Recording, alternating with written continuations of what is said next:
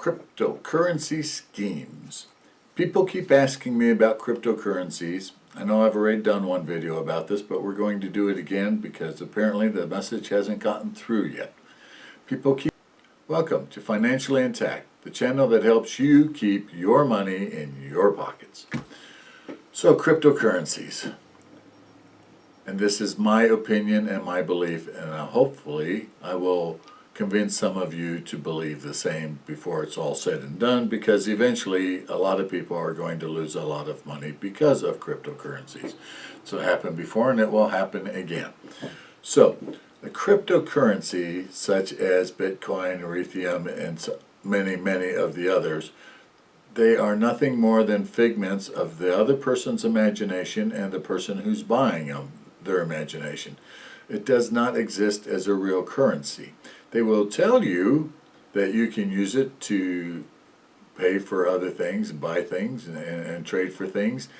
And you can, to the extent that you are dealing with somebody else who also believes in the same figment of the imagination, that cryptocurrency actually exists and is real. I'm going to try and make my point this way. As you probably know, this is monopoly money. If I convinced you that this is the next cryptocurrency, and I sold you this $100 monopoly money, crypto money, Ron's crypto money, for $100, you gave me $100, I give you this. Tomorrow, what is this Ron's cryptocurrency $100 worth to you? Well, to you at the moment it's worth $100 because that's what you paid for it. But it's not really worth $100 to you unless you can convince somebody else to give you $100 or $100 worth of goods and services for this. If you cannot convince them, then basically all this is worth to you is it's a piece of paper. That's all there is. There is no more. That's problem number one. So I'll tell you what, when you buy cryptocurrencies, what do you buy them with? You buy them with real currencies. You have to put in US dollars, or you have to put in dollars from some other denomination from some other country, but you have to put that money in. And what do you get back for it? Well, you get this. See this? That's your cryptocurrency right there. It doesn't exist. It's a figment of the imagination. They put it in what's called an electronic wallet for you. Can you see the wallet? No, it doesn't exist either. But that's where your cryptocurrency is going to sit and hide until you decide to use it or trade it back in. And when you trade it back in, do you get the same amount that you got for it when you put it in? Who knows? Maybe you get more. Maybe you get less. Maybe you get nothing. We don't know. There's no backing for it. There's nobody saying what it's worth except for other people's figment of their imagination. Here's why cryptocurrency cannot work in the end.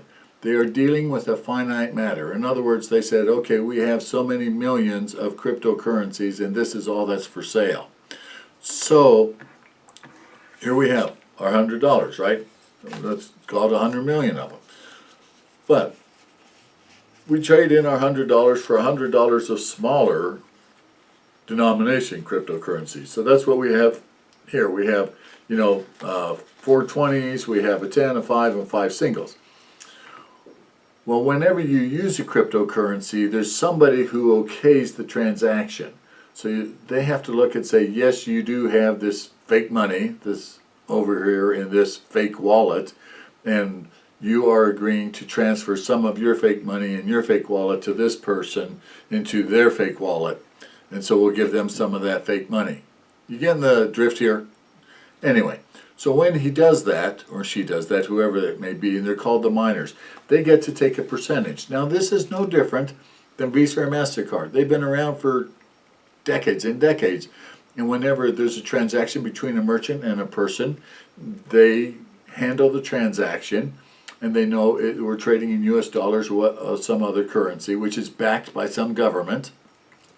And they say, okay, well, because you move money from here to here, we get to take this. We're going to take $3 of the $100, 3%.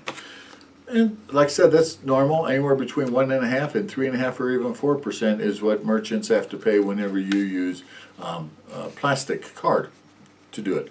So with cryptocurrencies, it's the same thing. Whoever made that transaction happen out of one imaginary wallet into the other imaginary wallet, they get to take their percentage, so they take it.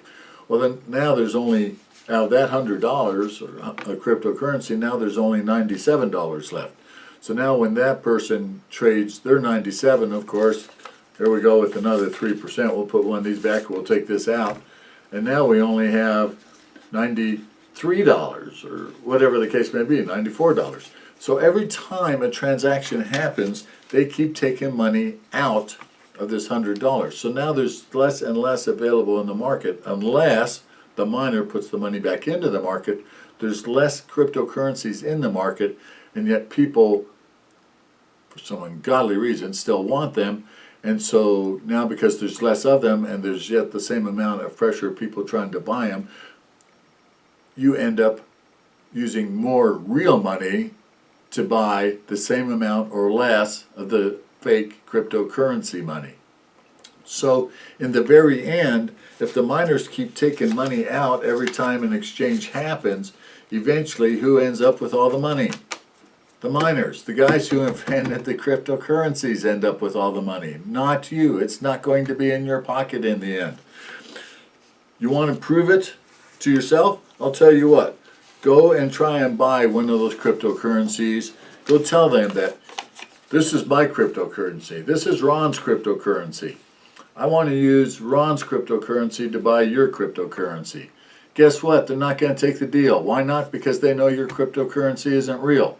It's every bit as real as theirs is. You can actually even see this one. Here it is. You can feel it. You can touch it. You can do whatever. You can tear it apart. You can burn it. You can do whatever you want with it.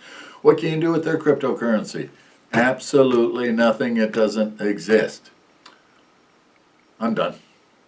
I'm going to stop ranting and raving and get off of my soapbox here. You want to trade cryptocurrencies? Fine. Trade them. They're going to exist. They're out there. They're every bit as real as some of these other investments that Wall Street has come up with. You know, they have so-called tracking stocks that do 2-3 times what they're supposedly tracking. You know, those are all made up too. You know, we deal with so many different manipulations. There are so many people trying to get their hands on our money and get it out of our pockets into their pockets. My goal is, always has been, always will be, to help you keep your money in your pockets. Like I said, if you want to trade it, fine. It's no different than going to Las Vegas and putting all your money on red. Go ahead and buy a cryptocurrency and we'll see how it comes out afterwards. But do not invest in cryptocurrencies. Investing means you're going to keep your money there for a while, that it's going to grow, that you know you're going to get paid interest or dividends. That's investing. You're not investing in cryptocurrencies. You are trading. You are gambling. That is all there is to it. Will there be digital currencies someday backed by silver or gold or the promise of different governments? Yes, digital currencies will exist. They already do exist. That's basically what MasterCard and Visa is.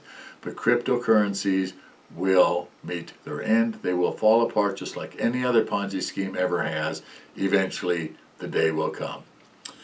If you like what you hear and how you hear it here on this channel, I know I was pretty much on my soapbox today, but if you like it, please subscribe to the channel, like, share it with your friends and neighbors. Tell them that this is the channel to come to when you want to learn about important financial matters and how to keep your money in your pockets. Talk to you soon.